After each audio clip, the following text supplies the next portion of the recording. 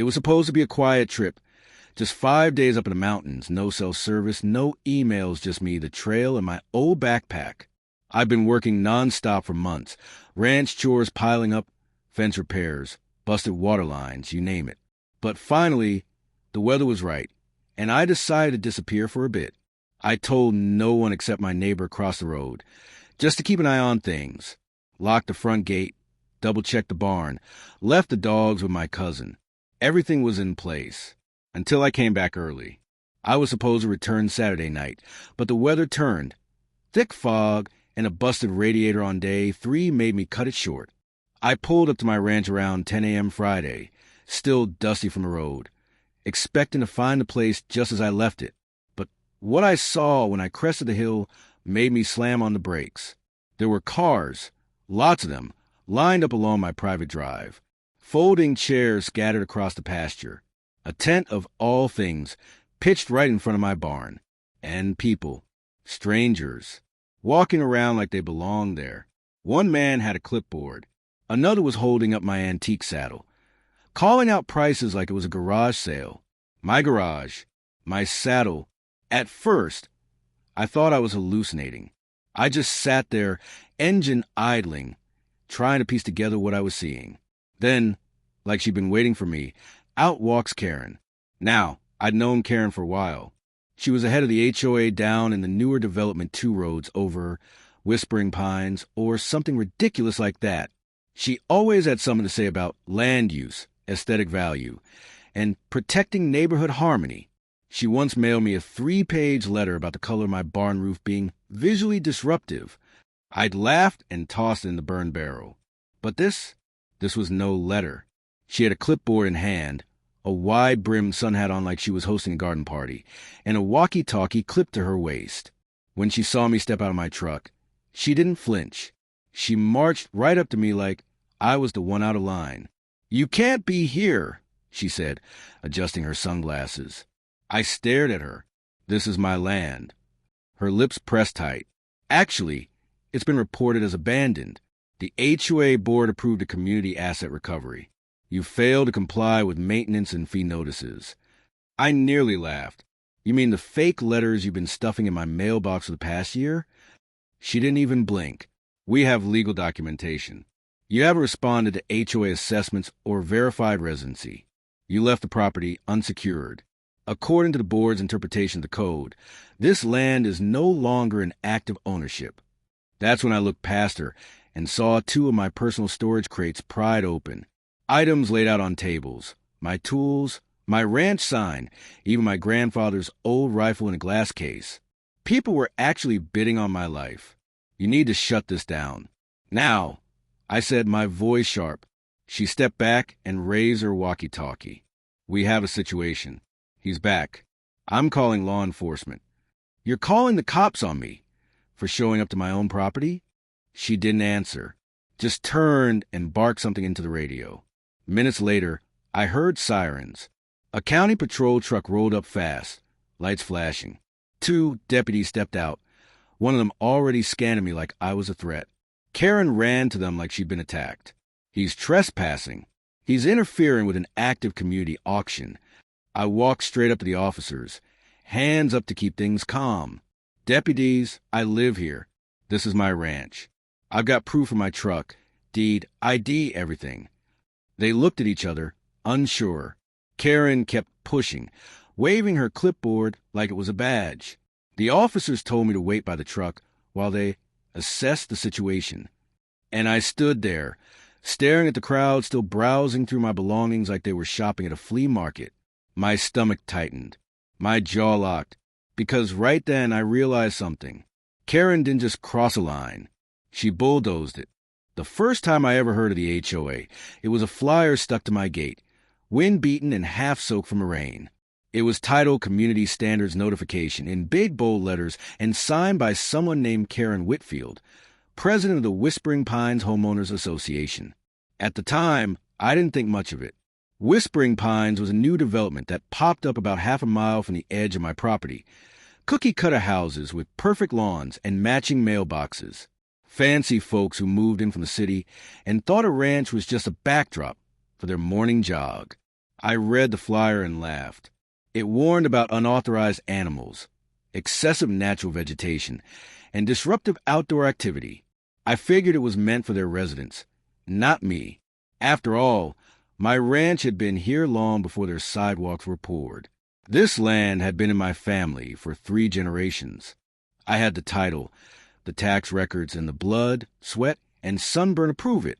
But the letters kept coming. At first, they were just annoying. Complaints about the height of my grass. Concerns about rusting machinery visible from the road.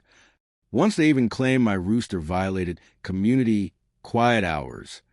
I ignored every single one. I didn't live in their subdivision. I didn't pay their dues. I didn't vote for their board. As far as I was concerned, their rules didn't apply to me. That didn't stop them from acting like they did. Karen started showing up uninvited.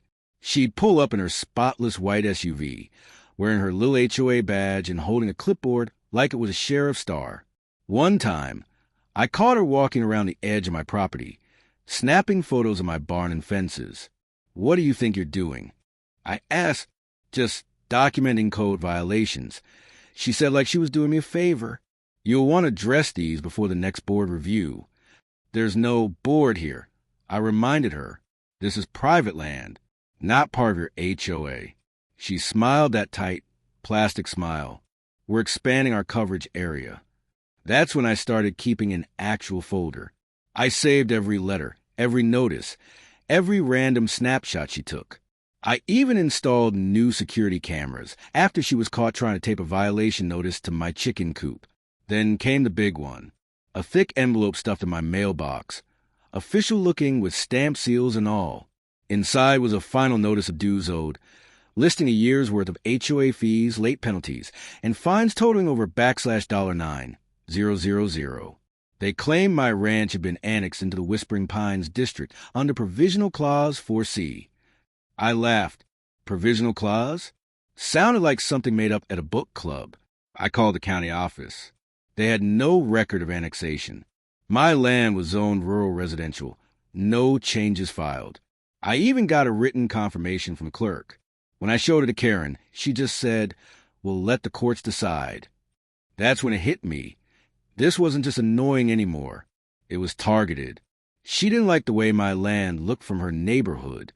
Didn't like the tractors, the mud, the sound of horses running at dawn. I represented something messy and real, and she hated that it didn't fit her perfect little picture of suburbia. So she made it personal. She started reporting me to random departments: animal control, zoning, fire safety. One time, a city inspector showed up asking if I had permits for my chicken coop. Another time, a fire marshal was sent to check if my barbecue pit was safe for residential zones. Every time, I shut them down with documents and proof. Every time, Karen came back swinging, pushing deeper, bolder, more desperate. I should have known then she wasn't going to stop, but I never imagined she'd go this far. Faking a property abandonment, organizing an auction on land she didn't own, calling the cops on me. This wasn't just about rules anymore. This was about power. And Karen wasn't just some nosy neighbor. She was treating my life, my home, like it was a line item in her HOA fantasy. And now that she thought I was out of the picture, she saw her chance. A clean sweep, sell off the ranch, erase the mess, make it all community property. Too bad for her. I came home early. The deputies didn't know what to do at first. I could see it on their faces. Caught between the clipboard carrying HOA president waving documents and the dusty rancher standing in front of his own house, fuming but calm. One of them, a younger guy, stepped toward me and asked for ID. I handed it over without a word, then pulled out a folder from my glove box, the same one I'd been keeping since Karen started this crusade. Inside were the deeds, the tax receipts, the zoning confirmation, and even a notarized letter from the county office stating that my ranch was not and had never been part of Whispering Pines or its HOA jurisdiction. The deputy skimmed it, brows furrowed. Karen wasn't having it. "He forged those," she snapped, pointing like she was directing traffic. "That land has been abandoned. He hasn't responded to multiple violation notices." The HOA voted unanimously to reclaim it. The older deputy, probably more experienced, looked at her like she just claimed she owned the moon. "Ma'am, you can't vote to take private property," he said slowly, like he was explaining it to a toddler. Karen's face flushed red. "We have rights under Emergency Recovery Protocol 5B. He left the property for more than 72 hours without notice. Under HOA bylaw expansion. That doesn't override property law." The deputy cut in. "Not in this state. Not ever." By now, people at the so-called auction were getting uncomfortable. Someone asked if the sale was legit. A woman was holding an old metal sign from my barn, whispering to her husband. The man with the clipboard, who I now realized was acting as the auctioneer, looked pale. He started packing up his notes and stepping away, clearly sensing things were going south. "You need to shut this down now," the deputy said firmly. Karen's jaw was clenched so tight, I thought she'd snap a tooth. "This is harassment," she hissed. "We've documented everything. We even had a contractor lined up to clean the property after the sale." "Contractor?" I repeated, stepping forward. "You were planning to bulldoze my land?" She didn't answer, but her silence was louder than any confession. I turned to the deputy. "I want everyone off my land. Now, I want their names. And I want every single person who walked off with my property charged with theft." The officer nodded. "We'll start collecting statements. This whole thing needs to be documented properly." Karen tried one last play. She pulled out her phone and started dialing. "You'll be hearing from our legal team," she snapped. "You'll be hearing from mine." I shot back, already dialing my cousin, an attorney who once told me, "If that HOA ever touches your land, I'll bury them in paperwork so deep they'll forget what sunlight looks like." While the officers started taking names, I walked the property. My gate had been cut, clean bolt slice. My barn was ransacked. Tools were missing. Feed bags slashed open like someone had been looking for valuables. And my grandfather's hunting rifle, which was a family heirloom, was gone from its display case. I looked around at the strangers, at the folding chairs, the plastic table full of what used to be mine. It was like they had tried to erase me. Not just my stuff, but my presence, as if they could sell my history. Paper over with HOA-approved landscaping and pretend I never existed. But I was back, and they weren't getting away with it. I caught up to the auctioneer as he was trying to slip away, quietly. "You knew this was shady," I said. "You saw the title wasn't hers." He looked down, guilty. "She said the board had full control." I didn't think. "You didn't ask." I snapped. "You didn't think twice before selling what didn't belong to her. You better start thinking now, because I'll be seeing you in court." Behind me, the deputy was already taping off part of the driveway. Another was helping collect items that had been taken. And Karen? She was still standing near her SUV, talking into her phone like she could fix this with enough empty threats. But no clipboard in the world was going to get her out of this one. By the time the last of the auction crowd had packed up and left, the ranch felt like a battlefield after the smoke cleared. The chairs were overturned, the grass trampled, and my barn door still hung half open like it had been kicked in. The deputy handed me a full report, told me I had every right to press charges, and promised the sheriff himself would follow up within 48 hours. I thanked them, but I wasn't even listening closely anymore. I was already thinking 3 steps ahead. Karen thought she could walk in here, hold a fake auction, and walk away untouched. But I wasn't just going to file a complaint and move on. This wasn't about a broken gate or stolen tools anymore. She'd crossed a line so far she couldn't even see it in her rear-view mirror. That night, I didn't sleep much. I walked the property, checked every building, made a list of everything missing. My old saddle, the hand car gate sign my father made, and several power tools were gone. Some of the livestock feed had been poured out onto the ground and ruined. And whoever had gone into my tack room had opened drawers and cabinets like they were hunting for something more than just valuables. Maybe trying to find a deed, hoping they could make the fake claim stick. I called my cousin first thing the next morning. He's a lawyer, but more importantly, he knows me, and he knows Karen's type. I gave him a rundown and emailed over the deputy's report, the photos I'd taken, and the old HOA letters I'd saved. He didn't even hesitate. "You got a slam dunk case for trespassing, theft, fraud, and abuse of power," he said. "We're going to burn their whole playbook to ash." Within hours, legal notices were prepared and sent, one to the HOA, one directed to Karen, and another to the auctioneer. We demanded the return of all stolen property, compensation for damages, and a full public apology. And just in case they thought I was bluffing, my cousin filed a motion in county court to place an injunction on the HOA's authority to interact with or reference my land in any official capacity. That same day, I filed a police report for stolen property and showed the sheriff the list of items still missing. Turns out a few of the buyers had already posted photos of their purchases online. One guy had bragged about scoring an antique rifle from some weird country auction. Bad move. We tracked him down and the sheriff paid him a visit. That rifle came home the next day. Meanwhile, I kept working the ranch like nothing happened, but now with a camera on every corner and floodlights around the fence. I even hired a private security guy part-time, just until things cooled down. But they weren't cooling down. They were heating up. The HOA board went silent for a few days. No statements. No calls. Not even a flyer in sight. It was like they vanished. Karen, though, she wasn't smart enough to lay low. She posted a message on the Whispering Pines Facebook group claiming she was being harassed and targeted by a local squatter, which got her comment section lit up like fireworks. Dozens of residents commented things like, "Wait, isn't it the ranch guy who's lived here forever? And pretty sure he owns that land, Karen.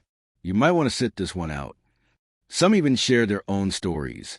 Small complaints about how the HOA handled dues, petty violations, and how Karen used fear to control the neighborhood. Then came the real kicker. A reporter from the local newspaper called me. He'd heard about the auction incident from someone on the sheriff's team and wanted to verify the story. I gave him everything, the documents, the photos, even a copy of the first fake violation letter Karen ever sent. He didn't say much at the time, but I could hear in his tone. This wasn't just a personal story. This was a scandal. 2 days later, it hit the front page. HOA president accused of illegal auction and property seizure. Rancher fights back. The article lit a fire I don't think Karen expected. Suddenly, it wasn't just me pushing back. Neighbors she used to intimidate started speaking out. One even emailed me privately, saying, "Thank you. I was scared to go against her until now." Funny thing about bullies, they always think they're in control until someone stands up and says no more. The day after the article hit the paper, I couldn't get through town without someone waving me down. At the feed store, the clerk handed me an extra sack of grain and said, "On the house, for standing your ground." At the diner, an older couple paid for my breakfast without saying a word. Just a quiet nod of respect as they left. Word spread fast in a small town, especially when it's about someone finally putting the HOA in its place. Karen's face was right there in the photo. Sunglasses, sun hat, and clipboard like always. The article laid it all out. How she organized a fraudulent auction on private land, tried to declare the ranch abandoned, and then called the police when I returned home and caught her in the act. The reporter didn't even have to add drama. He just reported what happened, and people were already furious. The comments section on the paper's website exploded. Most folks were angry, others stunned, and a few, former HOA members, it seemed, were finally ready to speak out. One anonymous post said, "This is exactly why I quit the board. Karen's been pushing power where it doesn't belong for years." Another said, "Whispering Pines is a nightmare and it starts at the top." But I wasn't celebrating just yet. My cousin told me to stay ready. People like Karen don't fold. They flail, he said. Expect one last desperate move. Sure enough, 2 days later, a certified letter showed up.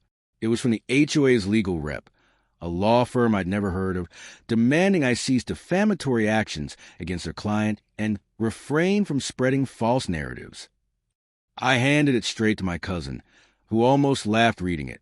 "This is their Hail Mary," he said. "Let's respond with the truth in court." We pushed forward with the civil suit. Charges for trespassing, theft, defamation, emotional distress, and attempted fraud. Karen wasn't just in hot water. She was sinking in it.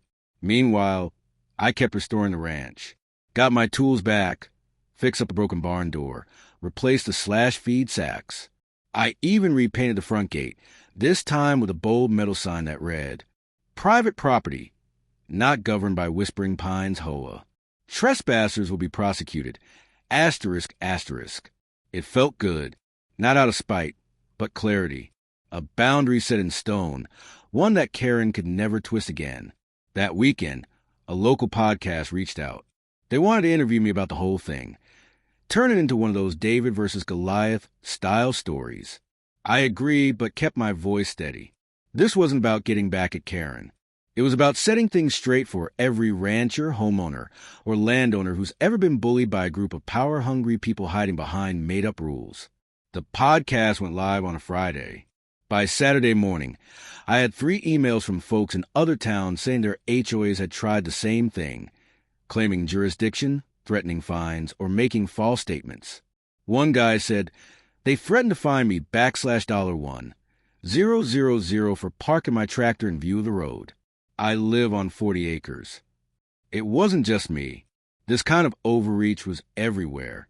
And suddenly, I wasn't just a guy with the overthrown auction. I was a guy who fought back. But Karen? She kept digging deeper. Whispering Pines held an emergency meeting to decide whether she should remain president. I didn't go, but I heard all about it. Residents filled the community center to capacity. Some demanded a full audit of HOA spending. Others stood up and read parts of the newspaper article out loud. And when Karen took the mic, trying to explain how she thought she was doing what was best for the community, someone yelled from the back, "By stealing a man's land?" They voted her out by a landslide. Still, even without the title, she wasn't off the hook. My lawsuit was still moving forward, and the sheriff's office confirmed they were investigating the auction incident as criminal misrepresentation. It turns out forging HOA documents to claim ownership of someone else's property wasn't just immoral. It might be a felony. Back at the ranch, things were calm again, but different. Neighbors stopped by more often, not out of curiosity, but respect. One even brought over a pie and said, "Thanks for saying what we've all been too scared to say for years." And I realized something. Karen thought she was the one making an example out of me. Turns out, I became the example of what happens when you push back, with truth, patience, and a whole lot of backbone. A few weeks passed, but the storm Karen stirred up was far from over. The HOA board had collapsed like a deck of cheap cards after her removal. One member resigned the next day, another issued a public apology, and 2 more disappeared from sight altogether. But Karen? She stayed loud. Even without the title, she strutted around town like nothing happened, until the sheriff's office served her with official charges. She tried to play the victim, of course, claimed I was harassing a vulnerable woman, that I'd turned the community against her. She even gave a dramatic interview to a small blog, where she said, "I only ever wanted to improve the quality of life in our neighborhood." The comments were brutal. One person replied, "You tried to steal a man's home, Karen. Sit down." But I wasn't watching her anymore. I was building. You see, once the legal dust started to settle, I took a long, hard look at my land and thought, if they were so obsessed with it, maybe I'd give them something real to talk about. I cleared a patch out by the roadside, right near the Whispering Pines entrance. Not on their land. Not even close. Still very much mine. Then I made a call to a local builder I trusted and told him my idea. A permanent ranch market. Not just for me, but for the whole county. Local beef, honey, eggs, crafts, firewood, even leather goods. A place for actual neighbors to meet, talk, and support each other. No clipboards required. Word spread faster than I expected. Within a week, 10 different ranch families asked if they could rent booths. One woman cried when I said yes. Karen fined me last year for selling eggs from my front porch, she said. This means everything to me. We built the stalls from repurposed barnwood, added gravel walkways, strung up lights, and put in a flagpole. Every booth had a sign that read, "Locally owned, HOA free, asterisk, asterisk." And on the first Saturday we opened, cars were already waiting before sunrise. People came from all over, some just curious, others looking for real food and real folks. There was music, laughter, the smell of barbecue in the air, and not a single violation notice in sight. I stood behind the main counter, watching it all come together, and something shifted in my chest. This wasn't just about pushing back anymore. This was about building forward. But Karen? Oh, she came by. She pulled up in her usual white SUV, sunglasses on, trying to act casual. I saw her park just across the road, roll down her window, and stare. At first, I thought she might try to start something. But then I realized she wasn't there to fight. She was there because she knew she'd lost. A couple of folks noticed her too. One even walked up to her window and said, "Need something, Karen?" Or just admiring what freedom looks like. She drove off without saying a word. Later that afternoon, one of the old HOA members showed up at my booth. Greg. He'd always been quiet one on the board, never said much, just nodded and followed Karen's lead. He looked nervous, hands in his pockets, like he was about to confess something. "I just came to say I'm sorry," he said. "I knew what she was doing was wrong. I just didn't want to get on her bad side." I nodded slowly. "Well, now you're on the right side." He looked around at the crowd, the music, the families laughing. "This is what a neighborhood should feel like," he said. "Not threats and fines. Just people living." And he was right. What Karen tried to take by force, we rebuilt with purpose. No threats, no fake rules. Just good work, good people, and a patch of land no one could ever steal again. As the sun started going down and the last customer packed their eggs in jars into their truck, I stood back and looked across the field. The lights flickered on above the booths. The flag fluttered gently. And right there, etched into a wooden sign by the gate, were the words that summed it all up. Ranchland Roots Market. No boards, no bylaws, just freedom. The following week, it felt like the entire town had flipped. Not just because Karen had been publicly humiliated, or because the Ranchland Roots Market was drawing more people than the HOA ever managed to at any of their events. It was something else, something deeper. People were waking up. Folks who used to stay quiet started talking, and those who used to whisper complaints in private now shared them openly, standing shoulder to shoulder without fear. Karen's downfall wasn't just my win. It lit fire under people who'd been stepped on for too long. Even the mayor stopped by. Not officially, of course. He was just picking up local honey as he said it. But we both knew why he was really there. He pulled me aside and said, "Heard you gave the HOA a run for their money. Good. They've been on my desk more than potholes lately." I didn't say much. Just handed him a jar of hot pepper jam and told him, "No complaints or bylaws come with that." He chuckled and nodded like he understood every word I didn't say out loud. But not everyone was laughing. I started hearing whispers that Karen had hired a new legal team. Not the local boys either. Big city types who probably charged more per hour than most people around here made in a week. Apparently, she was planning to sue me for emotional damages. Claimed I orchestrated a public smear campaign, ruined her career, and left her psychologically distressed. The irony of her trying to play the victim after trying to sell my land was almost too much to believe. Still, my lawyer cousin wasn't worried. He told me, "Let her try. Every accusation she makes opens the door for more discovery. She's digging her own grave with every signature." So I went on with my life, planted new vegetables in the field, patched up the parts of the barn that were still marked up from the auction chaos, and added 2 more booths to the market. One for a young couple selling homemade candles, the other for a retired vet who carved walking sticks. Every single one of them told me a different version of the same thing. I just wanted a place to do what I love, without someone breathing down my neck. The market wasn't just surviving, it was thriving. Tourists from the next town over began showing up. The sheriff's wife even started selling pies. And every Saturday, as the booths opened and families rolled in with kids and wagons, I couldn't help but feel something shift, not just in the community, but in me, because for the first time in years, I wasn't defending the ranch. I was sharing it. People who once treated landowners like me as outsiders were suddenly pulling up chairs and asking questions about farming, about livestock, about how to build something real, without asking permission from a committee. I gave advice where I could, lent tools when I had extras, and sometimes just listened, because not everyone had the words yet. Some were just relieved to breathe fresh air, without rules stapled to their front doors. Meanwhile, Karen got quieter. No more drive-bys. No more official notices on my fence post. She even pulled her social media accounts offline. Rumor was she tried to move, but the board rejected her relocation request because she still owed dues from her final year as president. I guess poetic justice doesn't care how fancy your SUV is. One evening, as I was locking up after a long day at the market, an old man walked up. I recognized him from one of the houses on the HOA side. Never talked much. He just looked at me, tipped his hat, and said, "I'm sorry for what they tried to do to you." I paused and nodded. "I'm not." He squinted, confused. I smiled, because if they hadn't tried, none of this would have happened. And it was true. Without Karen's ridiculous stunt, the market wouldn't exist.